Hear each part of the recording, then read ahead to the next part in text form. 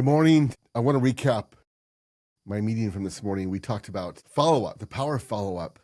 And so I just wanted to do a little recap here. There's so much. We uncovered a whole bunch of things about follow-up. Follow-up, and we're talking about in your service tech, right? And there's so much to this. So get ready. Follow-up.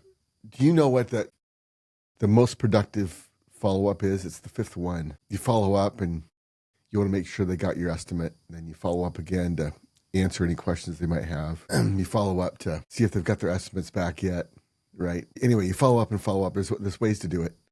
But it's usually the fifth one where most people's, you get the most positive response. And why is that? Isn't that interesting? Sometimes when you're following up on a big thing, a big price. And so it takes some time to figure out. People don't just jump on that, right? They got to figure out where the money's going to come from. They might want to get a couple other options. Maybe they've got several estimates. They're waiting for people to follow up. Hint, no one follows up. So following up does a number of things. It actually proves your professionalism. One thing, when you follow up, I always followed up. I would send, if I didn't do it in person, I would send it that day or the next day by email. And then I would call them and say, hey, I just emailed that. I want to make sure you got it. And I would hear them open up the email, and then from their tone of voice, I could find out. I could learn a lot from their tone of voice, if they were surprised or shocked or whatever. And I learned a lot that way. Best practice is to do it in person. You learn a lot more that way. But in follow-up, we're talking about what happens when we didn't sell the job when we were there. So sometimes it's good to say, hey, is this something you're going to do in the near future, or going to put it in the budget for next year? Or where are we at, right? And so they need a couple days. So give them a couple days. And maybe say, hey, do you want me to call you back in 2 days? Does 8 o'clock work? Does the same time work? And then if they say yes, then what you do is you talk to your dispatcher and you put it on the schedule, because you're going to forget.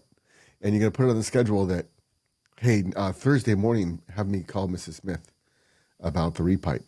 And so next Thursday, you forgot about it. And your dispatcher says, hey, by the way, you're supposed to call Mrs. Smith about the repipe. And like, oh, yes, thank you. And then you get the call. And guess what? Mrs. Smith is getting impressed. Like, wow, you actually remembered to call back when you did what you said you would do. We just had some electrical work done at our Airbnb, and they haven't done what they said they would do. And that actually makes my wife concerned about the work. Does that make sense? So it's important. It's important. And then you follow up again, you follow up again. I followed up until. So much of life is until. Like people say, how many times? Until you get an answer, yes or no. And I would let them know, I'm going to follow up until you tell me yes or you tell me no. But I like to take care of my customers. Sometimes it's been a week, right? And they have finally now got several estimates, but no one's calling them back. You know what follow-up does? Is there ever a job that you do that you kind of really don't want? In fact, you bid it a little high because you don't really want to get in that 16-inch crawl space. You know what I mean? Those are the ones we usually get, right? Anyway, we don't follow up on the jobs we don't want. Well, the customer knows that. So when you're following up, it actually means you actually want to work with them. You actually want to do the work. You're kind of excited about it. You're proving that in your consistent, professional, thorough follow-up. And even if they get 3 or 4 or 5 estimates or whatever they get, and a couple of them are less expensive, most likely they haven't called back yet. And even if they're less expensive, they were kind of jerks. They never followed up. They're not returning the phone calls. And you actually want to do the work. So that's how that works. Follow-up is super important, because if you're priced correctly, if the company's doing well, the numbers are all right, and you're a profitable company, or you're working for a profitable company, big jobs are like gravy, man. Big jobs are like the chocolate chips and the cookie. It's not a chocolate chip cookie without chocolate chips, but in my opinion, the more chocolate chips, the better. And so if you've got things all figured out, then these big jobs are like the juice, man. They're the gravy. That's the secret sauce, man. That's where all the profit is in the big jobs, if you're priced correctly. So big jobs can really, really, it's a miracle to your bottom line when you get those big jobs. Now, we're We're not chasing big jobs, right? When some people get this all out of line and they're just only going after big jobs. And that's not what we're doing.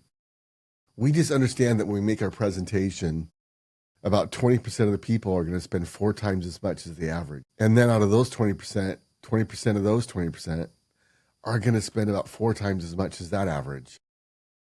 That's just true. Like when you're walking across the ground, you know there's gold down there. It's true.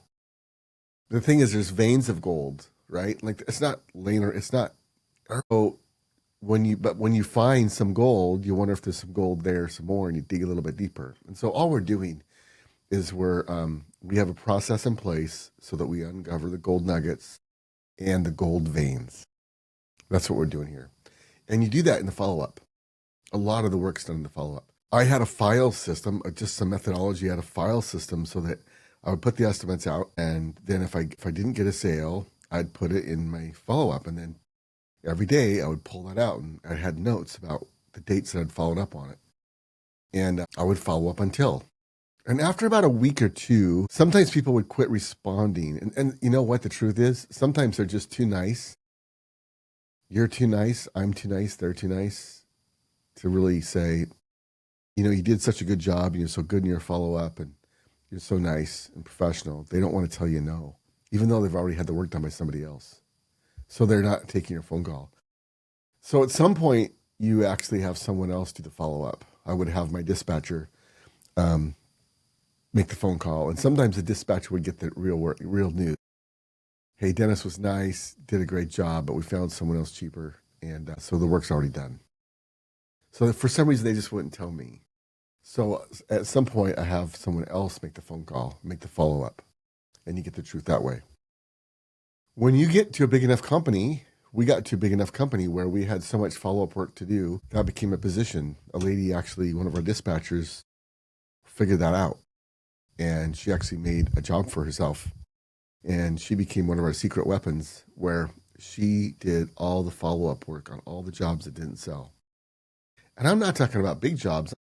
Sometimes it's a $400 call that doesn't sell. Sometimes people are concerned about the $400, and then they get 3 other bids, and that might take them a week to get 3 other bids, and they discover that, well, that's the market, right? But now they're maybe embarrassed. They've forgotten about you because they've talked to 4 other people.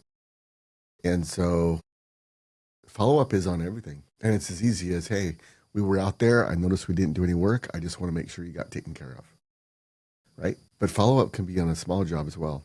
And so what's cool about the follow-up is it uncovers those big jobs. That's a lot of times where those big jobs don't just say, oh, yeah, let's do it. That does happen. It happens frequently. But at my company, when we were mature, that happened all the time, right? But that's because we had lots of calls. So we had lots of calls and 20 texts, and it happened every day. But for the rest, it would take a couple days to figure that out and get that lined up. So yeah, that's a little bit about follow-up. It's super important. It's got to be part of your process. And it is a very profitable part of your process, because that's where you dig for your gold and find your gold veins, your gold nuggets and your gold veins. I'll tell you one more story that I told this morning. Followed up with this one lady. She got several bids. She was super nice. And she decided she was going to finally, she says, well, I'll be honest, I'm going to go with someone else because they're cheaper. I'm like, well, how much cheaper? And this was like a ductless heat pump. It was like a $6,000 or $7,000 project. And she's like, well, they're $50. And I knew she liked me. And I followed up several times. And so $50, are you kidding me? So I finally says, well, if I could, well, I sure would like to do the work. If I could get my price down $50, would you like me to do the work? And she said, absolutely. Oh, that'd be wonderful. I didn't think you could do that. I own the company. So I'd say, let me put you on hold for a minute and talk to my manager. Put her on hold, ask my business partner, Kimberly, hey, can I do this job for $50 off? And she said, of course. So guess what? The good news is we'd sure like to work with you. We'd be honored if you let us do the work. And I can discount that $50. And I got the job. I wasn't going to get the job. Like, what percentage is $50 on $6,000 or $7,000? Like, it's nothing. But some people are that way. They just don't know that. Some people are beating us up over price all the time. And this lady, she didn't know that she could even ask. Follow-up's super important because you have to uncover all that stuff, all those belief systems and figure it out. One thing cool, I'll just maybe add this in on this follow-up thing is I mentioned the 80-20, that we know that law. It's a law that 20% of people will spend 4 times as much. And of those 20% of those will spend 4 times as much. But it's a fractal. A fractal means that of that 20%, 20% of those will spend 4 times as much. Isn't that crazy? You have to have your mind opened up to that. Does that make sense? We've all been there. We're closed mind. It's 4 o'clock in the afternoon. We're tired. We're grumpy. Our wife wants us home, and we're just hoping we can just stop the drip and get out of here, right? And so our mind's not really open, so we don't give all the options. That happens. So it's super important I think it's important to be aware of this.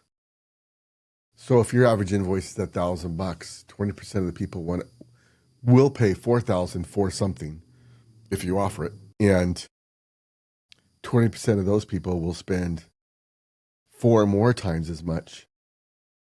That's 16,000 if you'll offer it. So why not approach every call like this could be the call that they actually want to spend 16 times as much as our average. And if this call is that call, isn't it worth putting your very best effort into and being open to that possibility and looking forward to it? So super important to have our minds open to that. So thanks for being here. We talk about this stuff every Tuesday morning, Pacific Standard Time, 6:30 on my school community. So in the school community, we have meetings. We're religious about them every Tuesday morning, and we talk about all things sales. Because guess what? We all need a little coaching when we're playing the game, right? It's hard to think of everything. So, all right. Hope to see you there.